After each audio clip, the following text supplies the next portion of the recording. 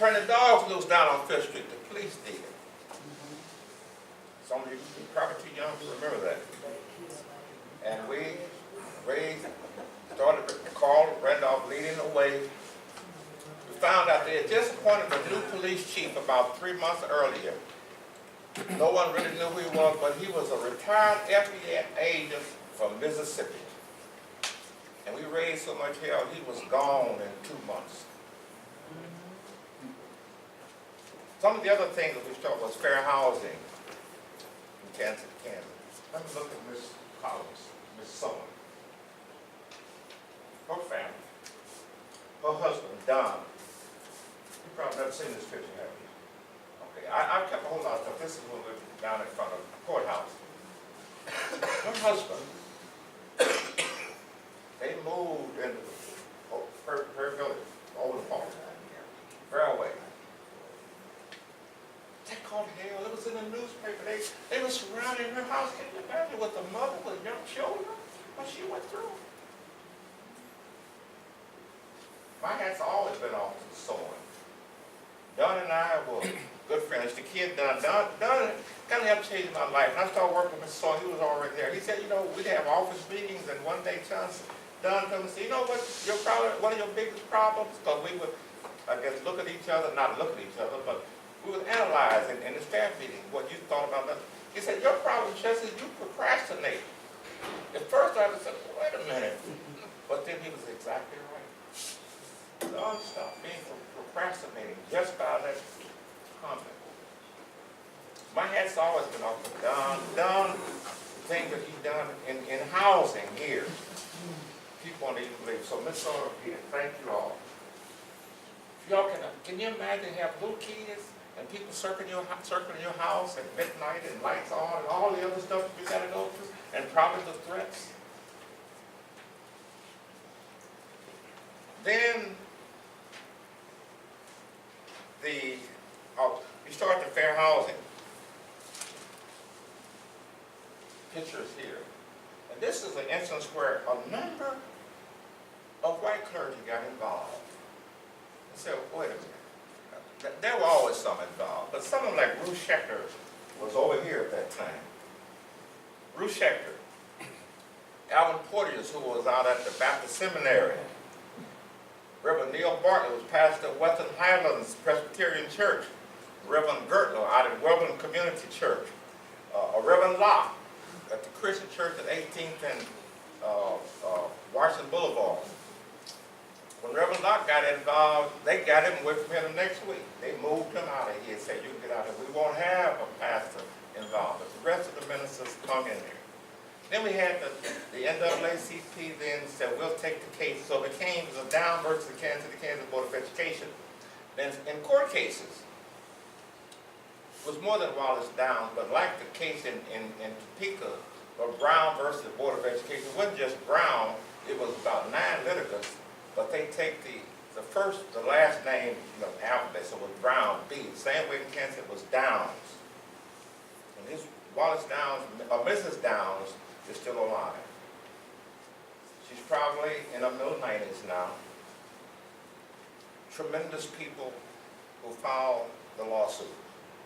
And the lawsuit was primarily because of Northwest Middle School. They changed the school district, changed the boundary. They ran boundary lines down the middle of houses. One kid to go to Northeast and one go to Northwest. That's what the case was about. It wasn't about Sumner because they recognized it, but people having to walk all the way back to Northeast. But what really did it was they told one kid, well, you go to Northeast, you go to Northwest. Yeah, we run the line down the middle of your house. These are some pictures here. This is Carl Randolph, a legend. The most dynamic lady that I've ever met in my life, bar none, was this lady, name of Leela Shanks. Unbelievable. When Miss Shanks could turn the house out, when she got through, you're ready to go do something. She was a graduate of Lincoln University, brilliant mind, became an international figure. After we allowed her to be run out of Kansas City, Kansas, she and her husband, they went to Lincoln, Nebraska. we had a school boycott. Said attendance is fair in spite of boycott. That this thing in the African American community was kind of split. This says, sit-in continues, but no trouble. Can you imagine there was sit-ins that went on in Northwest Middle, what's now Northwest Middle School? You believe that? A lot of people say, that's why I carry this, because he just line you up. Because we look at it like it is now. These are the facts. These are things we ran in the paper, and we didn't have no money. Didn't have no money, and I've been broke all my life. I've never been poor, just broke. The boundary lines changed. We did this out of our own. But the Shanks kept their kids out of school, and so did other benefits. They started a freedom school, 2600 North 12th Street. This is Ms. Shanks and the students. But they kept the kids out of school for a whole year. They were determined. The structure, or whoever it is, I don't like to give people accolades, but it said that we got to get rid of those people who was in court. We got to get rid of them. So what about 26 of us? It said get rid of them, then things will go back to normal. Unfortunately, it's going back to normal. To the campus now, going back past normal. But the Shanks were arrested for contributing to the delinquency of minor and sending their kids to, and keeping those other kids out of school. They had the school in their house. Today they went to court. The judge presiding fined them $25. Mr. Shanks worked for the Social Security Department, had a law degree, but he didn't want to pass the bar. Here's a whole nother story, because he applied down at the Lincoln University back after he got out of the war, and they wouldn't let him in, but he went on and got a law degree, but didn't pass the bar. Well, he tried to get at the University of Missouri, and they refused him. So he went on to Lincoln University, but he worked at Social Security. He said, well, you know, I got to go back to work. So they said $25, and Ms. Shanks said, I ain't paying you no $25, y'all put me in jail. And people said, no. She said, I'm not paying you no $25. Finally, the judge called somebody and said, get that lady out of here. She would have gone to jail. This was an awesome lady. And the sad part is that we know nothing about these people. These were not, quote, the leaders. That's why I tell people, don't wait on the leaders to do nothing. Most of them ain't going to do nothing no way but run their mouth. These are the kids who stayed out of school for a whole year. These are articles about what was going on. In May, I don't know the exact day in May, but they drug the court case out and drug it out. So the 26th of us decide, and there was marches going on that Saturday all over the country in protest of what they were doing in Birmingham, Alabama. And CORE and NAACP had sent out to their chapters to picket in front of Federal Court Building. So we went up there on Saturday, and we had some signs up there that said Stanley, just for our kids, and we had some stuff on about Stanley. May 18th at noon, I had just come from the hospital. My youngest daughter was born.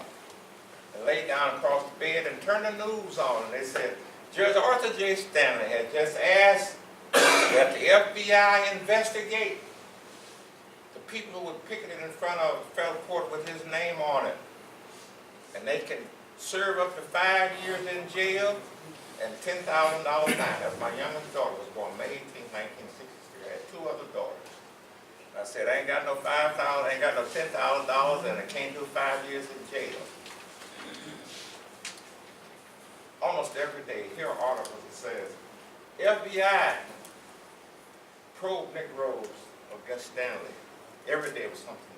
FBI to probe Negro pickets. Judge alludes to picketing. Now, it's hard for y'all, probably hard for you to imagine. People were terrified when you said FBI in the 1960s. Terrified. Carl Randolph. So that he called everybody together, called the FBI and said, look, you don't need to go on a job, you don't need to harass us, we'll get everybody together, you can talk with them. They said, oh no, We're not gonna handle it that way. They went on jobs. A guy named Fred Taylor. Y'all remember that name, Fred Taylor? Fred's Market? Fred was very much involved. Fred was the only one who got fired. Fred worked for Continental Train Company. FBI went down to the job and said, they went and said, we want to talk to you. Now, they couldn't come to your home and eat. They went on your job.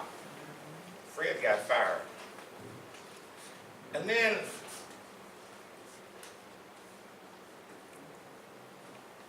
the people received subpoenas. Here's a copy of the Schenck subpoena, August 27th. They had to appear in court on August 28th. Anybody know what happened on August 28, 1963? They had to march on Washington. FBI told some of us, don't leave town. They knew the march, and Corps had bought a whole bus. Don't leave town. If you do, you're in trouble. We're urging you not to. Carl Randolph and I think it was Hatchett, who lived on Waverly, told the FBI to go to hell. They went on to D.C. The rest of us stayed here. The grand jury met.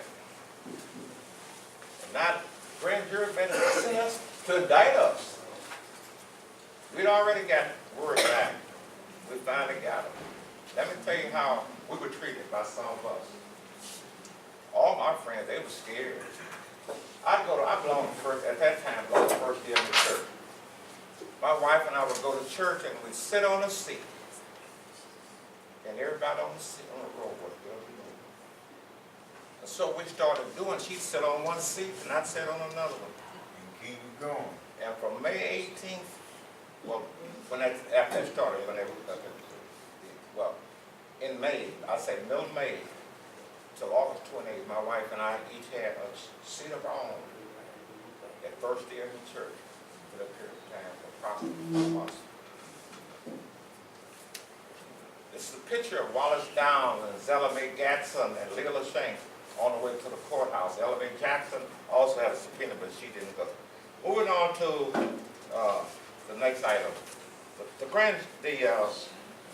Kansas and Star newspaper, if you were looking for a job back then, this is, well, I had several of them, somehow that got misplaced. You would look on the help wanted Negro, help wanted color, or look on the porter. Here's some of the things, and this is where you look for a job. See, you all are probably too young to remember this, but this is what the hell we had to deal with.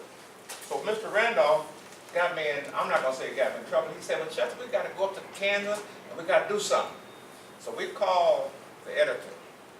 And that went on for about 2 weeks. He would never return a call. So finally, he called. Now, we were trained that you never went in this place by yourself.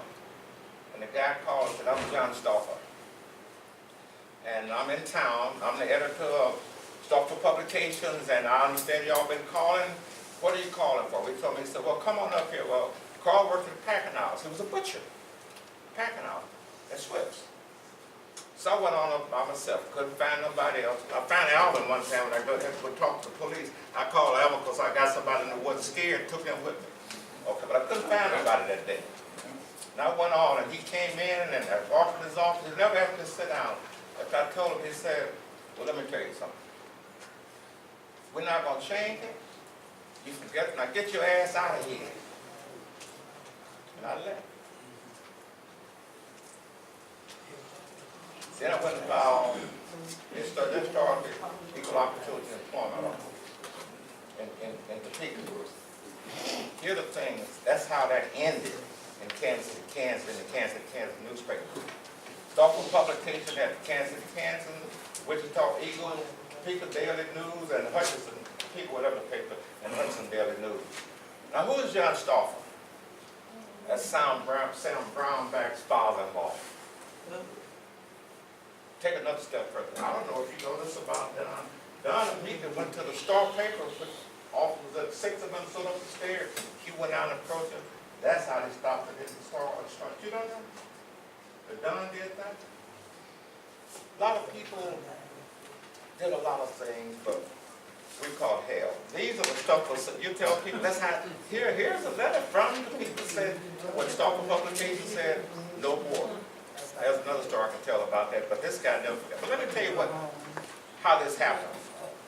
And I filed a lawsuit, not a lawsuit, but with the Equal Opportunity Employer. They came and said, there are two guys up there who had been football stars at KU, Homer Floyd and John Francisco.